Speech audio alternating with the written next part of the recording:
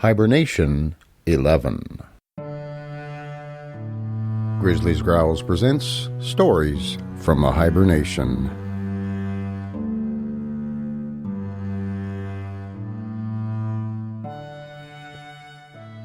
A handy guide for beggars, especially those of the poetic fraternity. Being sundry explorations made while afoot and penniless in Florida, Georgia, North Carolina, Tennessee, Kentucky, New Jersey, and Pennsylvania. These adventures convey and illustrate the rules of beggary for poets and some others. By Vachel Lindsay.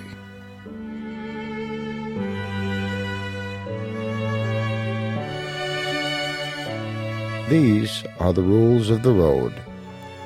Keep away from cities. Keep away from the railroads. Have nothing to do with money and carry no baggage. Ask for dinner about 11:15. Ask for supper, lodging, and breakfast about 5:15. Travel alone. Be neat, deliberate, chaste, and civil. Preach the gospel of beauty. And without further parley, let us proceed to inculcate these by illustration, precept, and dogma. Vachel Lindsay, Springfield, Illinois, November 1916. Part 1. Vagrant Adventures in the South.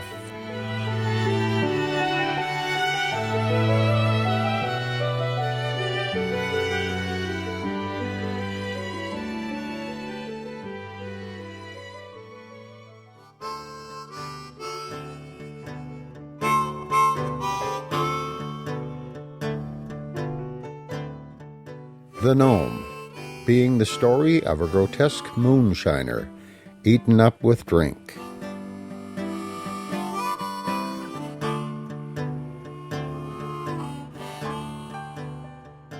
Let us now recall a certain adventure among the moonshiners.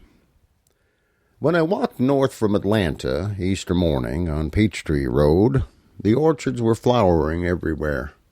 Resurrection songs flew from across the road from humble, blunt steeples.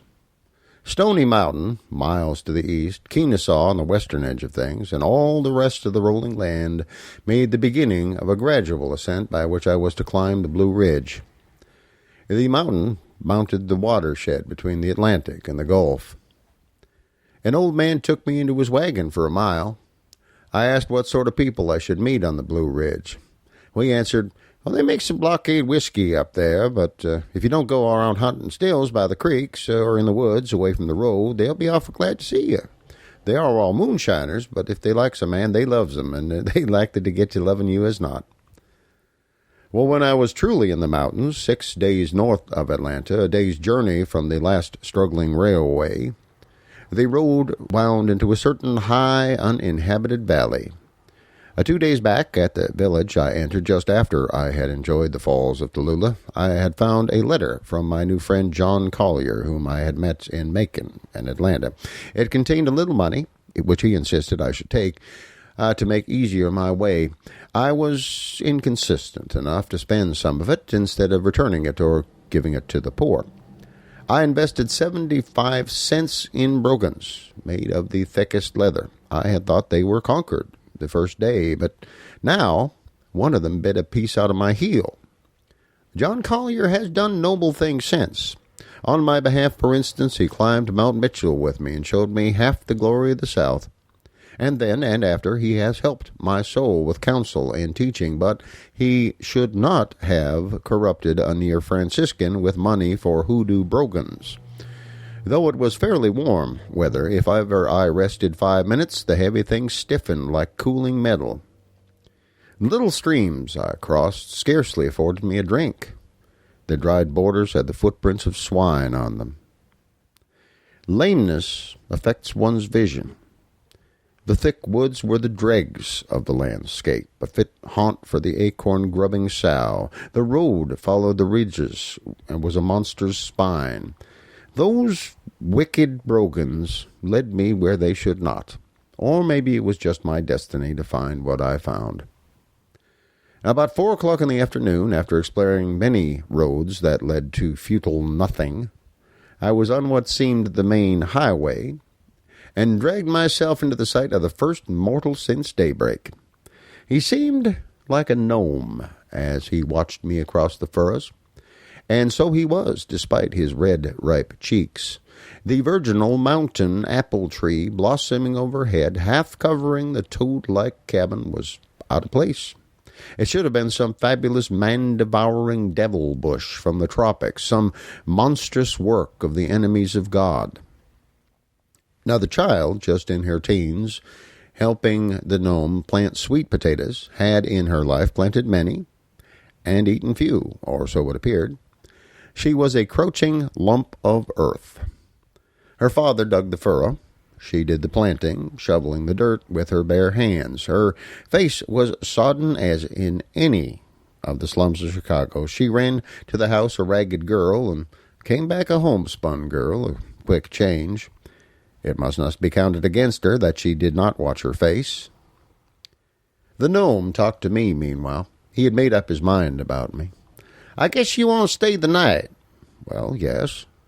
"The next house is 15 miles away. You are welcome if what we have is good enough for you. My wife is sick, but she will not let you be any bother." I wanted to be noble and walk on, but I persuaded myself my feet were as sick as the woman. I accepted the gnome's invitation. Let the readers with a detective instinct note that his hoe handle was 2 feet short and had been whittled a little round the top to make it usable. It was, at best, an awkward instrument. The mystery will soon be solved. We were met at the door by one my host called Brother Joseph, a towering shape with an upper lip like a walrus, for it was armed with tusk-like mustaches. He was silent as King Log.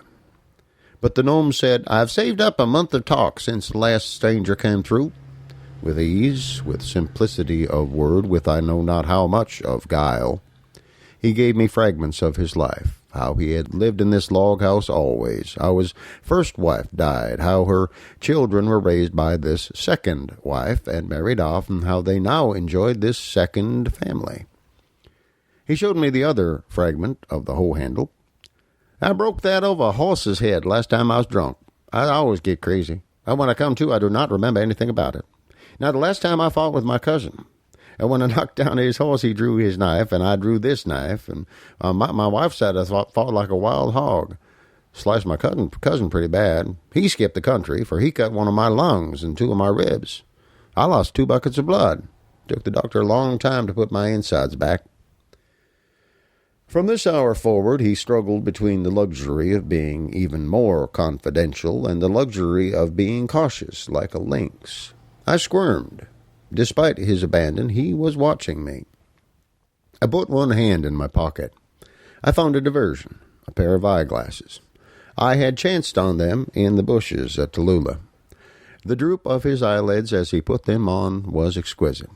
He paced the floor. I had a review of his appearance. He was like a thin twist of tobacco. He'd been burned out by 2 sharp whiskey. The babies clapped their hands as he strutted.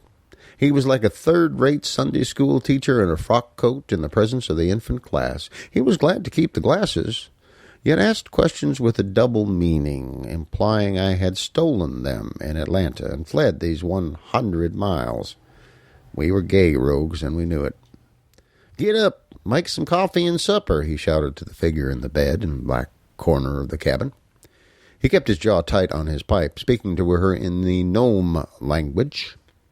She replied in kind, snorting and muffling her words without moving lips or tongue, keeping her teeth on her snuff stick.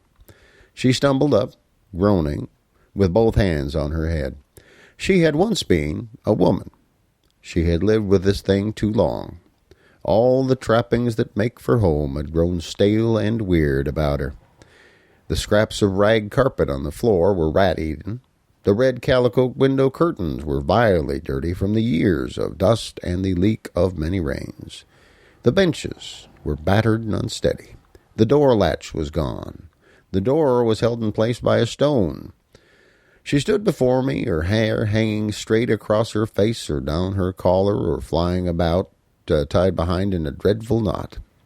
She stood before me, but as long as I was in that house, she did not look at me. She did not speak to me. There was no stove. The gnome said, "Oh, wife don't like a stove. She'd rather cook the way she learned it." Well, we rolled in the back log for her and coaxed up the embers. We sat on one side of the hearth. We exchanged boastful adventures, and she crawled into the fireplace to nurse the cornbread and coffee and pork to perfection and place the Dutch oven just right. Have you ever heard your grandmother speak of the Dutch oven? It is a squat kettle which is set in the embers. When it is hot, the biscuit dough is put in and the lid replaced. And slowly the biscuits become ambrosia. Slowly the watching cook is baked. The devil was in my host. By his coaxing hospitality, he made it seem natural that a woman deadly sick should serve us. The rest of the family could wait. It did not matter if the tiny one cried and pulled the mother's skirt. She smote it into silence and fear, and then carried it to the black corner where the potato planter herded the rest of the babies, helped by King Log, the walrus-headed. The gnome said, "I quit drinking ever since I had that fight I told you about. I don't dare drink, so I take coffee." Well, you should have seen him flooding himself with black coffee, drinking from a yellow bowl. I said to myself, he will surely turn to the consolation of liquor anon. He will beat his wife again. He will drive his children into the woods. This woman must fight the battle for her offspring till her black snake hair is white. Or maybe that insane knife will go suddenly into her throat. She may die soon with her hair black and red. We ate with manly leisure. We were sated.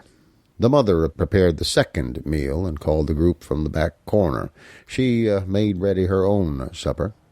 I see her by the fire, the heavy arm shielding her face, the hunched figure a knot of roots, a palpable mystery about her, making her worthy of a portrait by some new Rembrandt. It is the tragic mystery born of the isolation of the Blue Ridge and the juice of the Indian corn. Let us not forget the weapon with which she fights the flame, the quaint, long shovel. Let us watch her at the table, breaking her cornbread alone, her puffy eyelids closed, her cheekbones seeming to cut through the skin. There was something of the eagle in her aspect, because of her Roman nose, and her hands moving like talons. It is not cornbread that she tears and devours.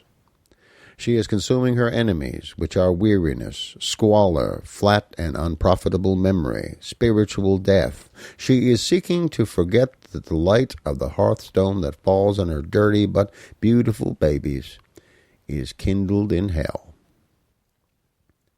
The gnome spoke of his hogs. A Midwest farmer can talk hogs, and the world will admire him more, but a medieval swineherd dare not. It is self-betrayal. My host grew affectionate, grandfatherly. He told of a solid acre of mica on top of a mountain. He speculated it was a mile deep. He put a chunk into my pocket for me to carry to Asheville to interest great capitalists. He offered me 50% on the profits. I took out a copy of The Tree of Laughing Bells from my pocket. I reviewed the tale contained in the book, in words I thought the gnome would understand, and then he read it for himself with the specs. He was proud of having to learn to read out of the Bible with no schooling. He seemed particularly impressed with the length of the journey of the hero of the poem, who flew to the farthest star of all. He looked at me with conceited shrewdness. I played hooky myself when I was a kid. I rode and walked 45 miles that day. I'm mighty glad to get back to my mamma the day after. I never wanted to run away again. He shook his pipe at me. You're just a runaway, boy, that's what you are. He said something favorable about me to his wife in the gnome language. She stood up. She shrilled back a caution. She showed her dirty teeth at him, but there was something he was busting to tell me. He was essentially too reckless to conceal a secret long, even a life and death secret. He began, I still raise a little corn. The walrus gave a sort of a watchdog bark. The gnome reluctantly accepted the caution. He pointed sharply to the bed farthest from the black corner of the room. "That's for you." "Isn't there a shed or a corn crib where I could sleep?" "No, you don't get out of this house tonight. There ain't any sheds or cribs." I looked helplessly around that single-room cabin. Not fear, but modesty overcame me. I was expected to retire first. But King Log, the walrus, perceiving my diffidence, set me as an example. He rapidly hauled a couch off the porch and tumbled into it, first undressing as far as his underwear. With a quilt almost to his chin and covering his pretty pink feet, he was a decent spectacle. Happily, I also wore underwear, and I was soon under my quilt. I stole a look at the potato planter. I realized that she was the maiden present. Be pleased, ho brothers, to observe that she had been aware of her age and state. She had huddled up to the fire with her back to us. She had hidden her face on her knees. At last she piles ashes on the embers and finds a place in the black corner in the cot full of children. Her father and mother take the cot between. Next morning was a Sunday, a week since Easter. Only when a man has sadly mangled feet and blood heated by many weeks of adventure can he find luxury such as I found in the icy street next morning. The defined rivulet on the far side of the field had been misnamed Mud Creek. It was clear as diamond. Always, carrying a piece of soap in my hip pocket, I was able to take a complete scour. Not content with this, I did scrub shirt and socks and underwear and bandana. I hung them on the bushes, thanking God for the wind. Taking my before-mentioned credentials from my pocket, I made myself into a gentleman. When I dressed at last, my clothes were a little damp, but I knew that an hour's walking would put all to rights. As I held the bushes aside, I saw a crib-like structure that made me shake more than the damp clothes. Was it a still, or was it not a still? In my innocence, I could not tell, but I remembered the warning. Don't go poking around hunting stills by the creeks. Well, as I hurried to the house, my host carelessly appeared from the region of my bathing place. He was whittling with his historic knife.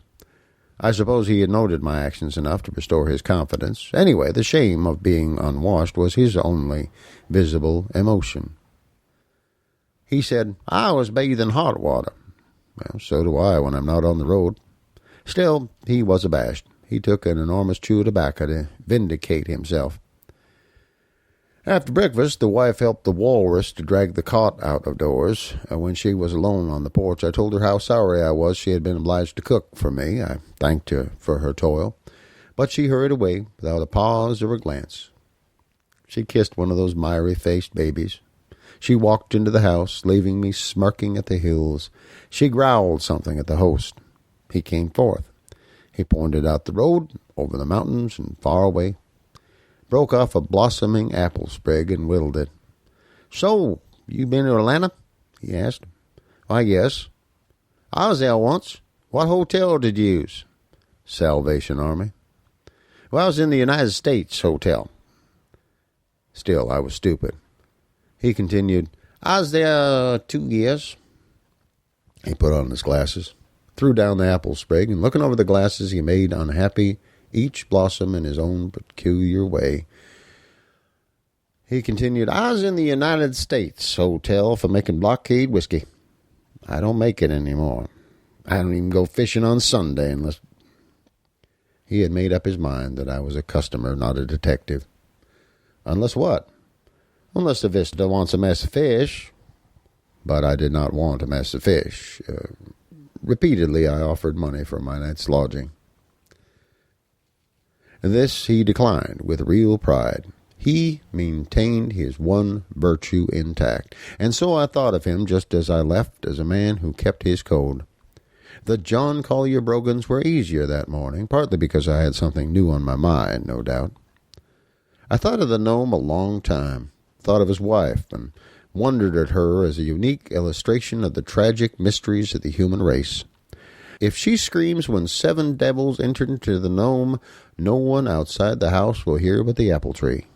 If she weeps, Only the wind in the chimney will understand. If she seeks justice and the law, King Log, the walrus, is her uncertain refuge. If she desires mercy, the emperor of that valley, the king above King Log, is a venomous serpent, even the worm of the still. But now the road unwound in glory. I walked away from those serpent-bitten dominions for that last time. I was one with the air of the sweet heavens, the light of the ever-enduring sun, the abounding stillness of the forest, and the inscrutable majesty brooding on the mountains, the majesty whom ignorantly we worship.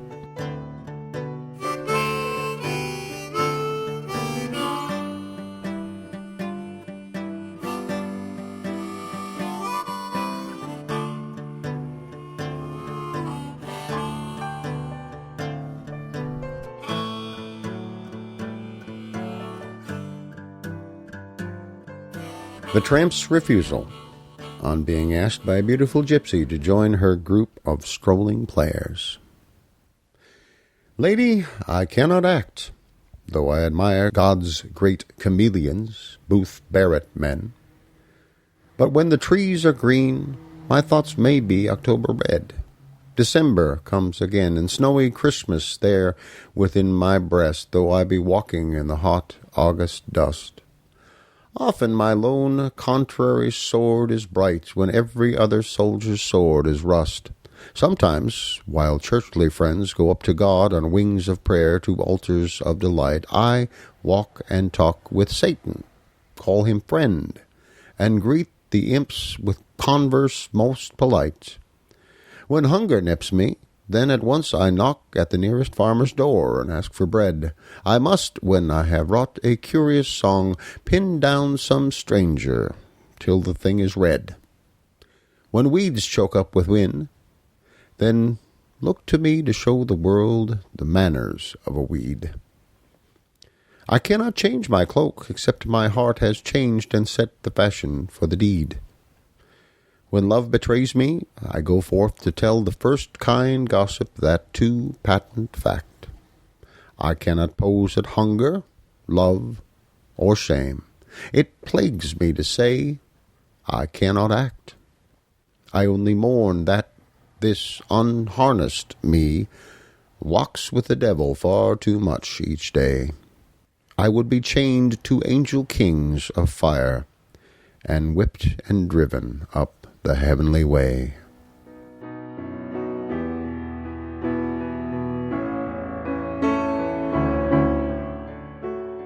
Thanks for listening to Stories from the Hiber-Nation. Comment on the website at grizzly.libsyn.com. This program is sponsored by donations from people like you and is released with a Creative Commons Attribution, Non-Commercial, No Derivatives license.